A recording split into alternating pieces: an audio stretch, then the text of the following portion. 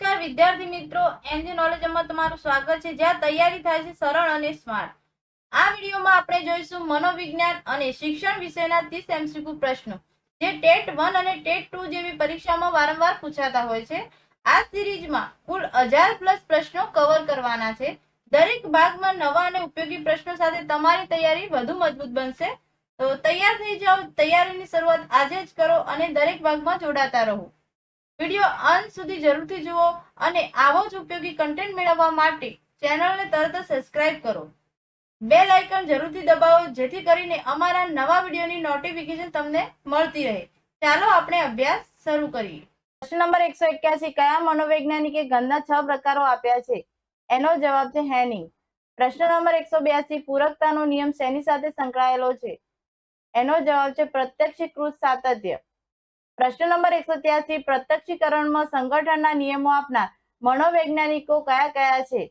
એનો જવાબ છે વર્ધીમર, કોહલર, કોફકા.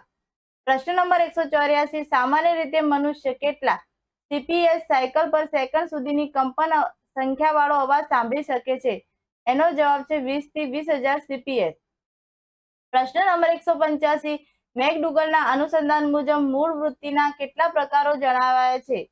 એનો જવાબ છે 18. પ્રશ્ન નંબર 186. વુડવર્થ પ્રેરણાને કયા નામથી નવાજી છે? એનો જવાબ છે ઈરણ. પ્રશ્ન નંબર 187. પ્રેરણા લક્ષ્ય કેન્દ્રિત વર્તન છે, આવું કોણે વ્યાખ્યાયિત કર્યું છે? એનો જવાબ છે સીટી મોર્ગન. પ્રશ્ન નંબર 188. શારીરિક પ્રેરણાને બીજા કયા નામથી ઓળખવામાં આવે છે? એનો જવાબ છે જૈવિક પ્રાથમિક પ્રેરણા. પ્રશ્ન નંબર 189. કયા મનોવિજ્ઞાનીએ પ્રેરણાના શ્રેણીક્રમનો સિદ્ધાંત કોણે આપ્યો? એનો જવાબ છે અબ્રાહમ મેસ્લો. પ્રશ્ન નંબર 190. મોટિવેશન એન્ડ પર્સનાલિટી નામક પુસ્તક કોણે લખ્યું છે? એનો જવાબ છે અબ્રાહમ મેસ્લો. પ્રશ્ન નંબર 191. આવેગની વ્યાખ્યા શું છે? એનો જવાબ છે આવેગ એ પ્રત્યેક માનવીને થતો રોજબરોજનો અનુભવ. પ્રશ્ન નંબર 192. આવેગ એ એવી તીવ્ર લાગણી છે કે જે સભાન અનુભવો, આંતરબાહ્ય પ્રતિક્રિયાઓ અને વિવિધ ક્રિયાઓ કરવા માટે પ્રાણી કે માનવીને બળ પૂરું પાડે છે. એનો જવાબ છે જેસી કોલમન. પ્રશ્ન નંબર 193. પ્રેરણા નહીં તો વર્તન નહીં, આવું કોણે કહ્યું છે? એનો જવાબ છે ગેરેટ. પ્રશ્ન નંબર 194. પ્રેરણા શબ્દની ઉત્પત્તિ કઈ ભાષામાંથી થઈ છે? એનો જવાબ છે લેટિન. પ્રશ્ન નંબર 195. પ્રેરણા એ વ્યક્તિની આંતરિક બાબત છે કે જેને અમુક વર્તન કરવા પ્રેરે છે. આ રીતે પ્રેરણાને વ્યાખ્યાયિત કરનાર કોણ છે? એનો જવાબ છે સોરેનસન અને મામ. પ્રશ્ન નંબર 196. કોણે પ્રેરણાને મૂળ વૃત્તિ કે સહજ વૃત્તિ સમજાવેલી છે? એનો જવાબ છે મેકડુગલે. પ્રશ્ન નંબર 197. ઇઝાર્ડે આવેગના કેટલા પ્રકાર આપ્યા છે? એનો જવાબ છે 10. પ્રશ્ન નંબર 198. શ્રી અરવિંદ અને શ્રી માતાજીએ બાળકના શરીર, પ્રાણ, મન અને અંતરાત્માની કેળવણીની વાત શામાં કરી છે? એનો જવાબ છે સર્વાંગી શિક્ષણ. પ્રશ્ન નંબર 199. સાંવેગિક આંકનો અર્થ શું છે? એનો જવાબ છે EQ. પ્રશ્ન નંબર 200. શ્રીમદ ભગવદ ગીતામાં આવેગો માટે કયું વાક્ય આપવામાં આવ્યું છે? એનો જવાબ છે ક્ષમતા એ જ યોગ. પ્રશ્ન નંબર 201. પ્રેરણા એ પ્રવૃત્તિને ઉદ્દીપ્ત કરનાર અને તેને પોષનાર વિશિષ્ટ આંતરિક તત્વ કે પરિસ્થિતિ છે, આવું કોણે વ્યાખ્યાયિત કર્યું છે? એનો જવાબ છે જેપી ગિલફર્ડ. પ્રશ્ન નંબર 202. કયા વૈજ્ઞાનિકના મતે ધ્યાન એટલે પસંદગીયુક્ત ઉદ્દીપકો પર માનસિક કેન્દ્રીકરણ કરવું? એનો જવાબ છે જેમ્સ ડ્રેવર. પ્રશ્ન નંબર 203. ધ્યાનની જનની તરીકે કોને ઓળખવામાં આવે છે? એનો જવાબ છે રસ. પ્રશ્ન નંબર 204. સંવેદન એટલે શું? એનો જવાબ છે જ્ઞાનાત્મક અનુભવ.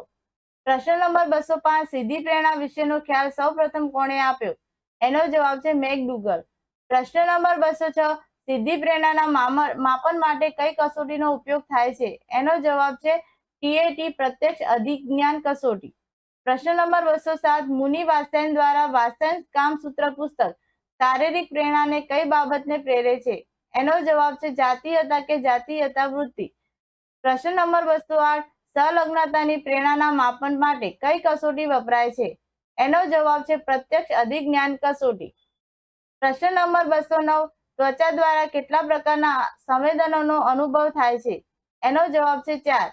પ્રશ્ન નંબર 210. વિકાસ એ નિરંતર અને ક્રમિક ચાલતી પ્રક્રિયા છે, ઉપરનું વિધાન કોનું છે? એનો જવાબ છે સ્કિનર. વિદ્યાર્થી મિત્રો, આ હતા 30 સૌથી ઉપયોગી પ્રશ્નો. આવા જ પ્રશ્નો આપણે દરેક વિડીયોમાં લઈને આવીશું, જેથી તમારી ટેટ 1 અને ટેટ 2 ની તૈયારી વધુ મજબૂત બને. હવે મળીશું આગામી વિડીયોમાં નવા MCQ પ્રશ્નો સાથે. તમામ ભાગો જોવા માટે અમારી પ્લેલિસ્ટ મનોવિજ્ઞાન અને શિક્ષણ IMP પ્રશ્નો પર ક્લિક કરો.